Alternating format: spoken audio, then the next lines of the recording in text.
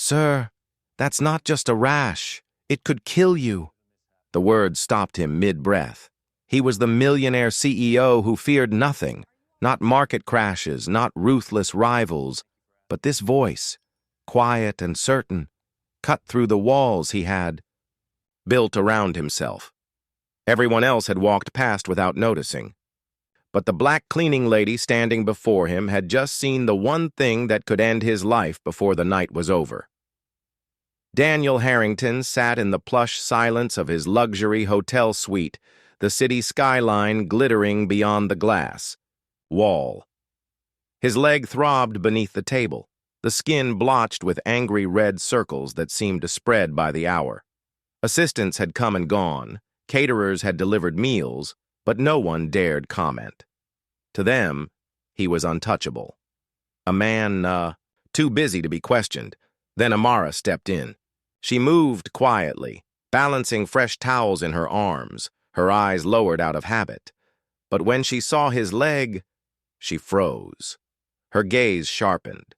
She knew that heat, that swelling, that creeping pattern. She had seen it before, in a place where ignoring it meant death. The air felt heavier. Daniel barely glanced at her, expecting her to move on. But instead, she spoke, steady, almost too soft to hear. "Sir, that's not just a rash. It could kill you." He blinked, startled. No one spoke to him like that. To the rest of the hotel, Amara was just another uniform, another nameless worker passing through the halls. But she carried a world within her, a world no one saw. Her eyes, always alert, read people the way others read headlines. She noticed the details others missed, the tremor in a hand, the change in someone's breath, the shadow of pain in their eyes. Years ago, she had worn a nurse's uniform instead. Her hands had cleaned wounds, taken pulses, held on to the living until they could be saved, or until they slipped away. That life had been stripped from her, leaving her to start over in a country where her qualifications meant little. Now she changed linens and folded towels, but her instincts had never left. Seeing the redness crawling up Daniel's leg sent a sharp memory through her chest. The soldier whose infection moved too fast, the bitter smell of antiseptic, the final stillness.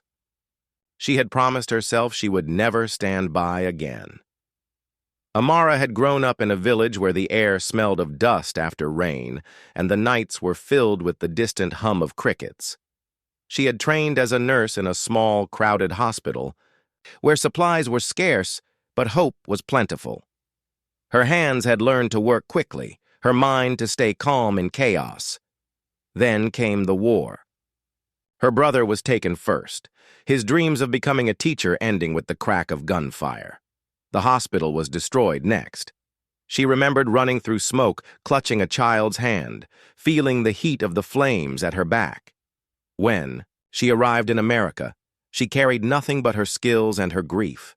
Nursing jobs were out of reach. The papers she had were not enough. She took the first job she could find, cleaning rooms for people who barely saw her.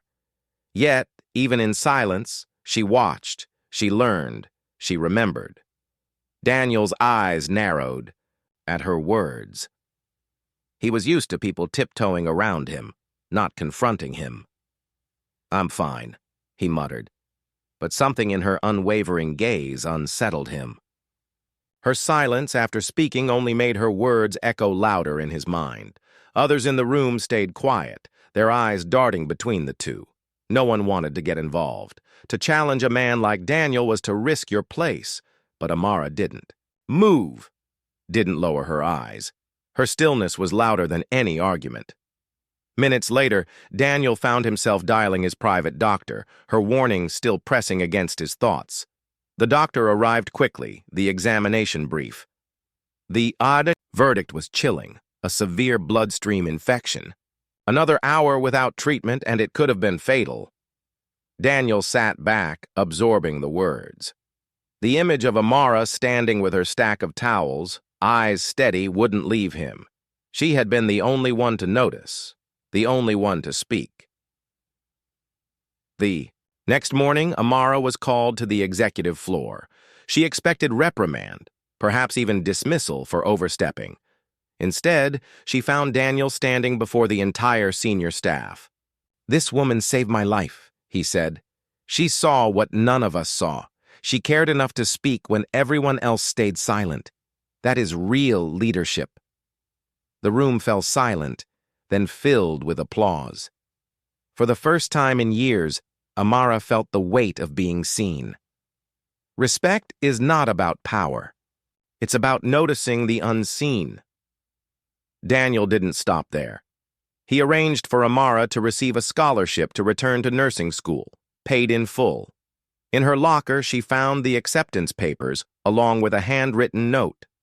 "For the woman who gave me more than my life, she gave me my future." Not all heroes stand in the spotlight. Some walk through the background carrying courage the world never notices until it saves a life. Amara's story reminds us that silent strength can change everything. Where are you watching from today? Share your thoughts below and subscribe for more stories that honor the quiet heroes among us.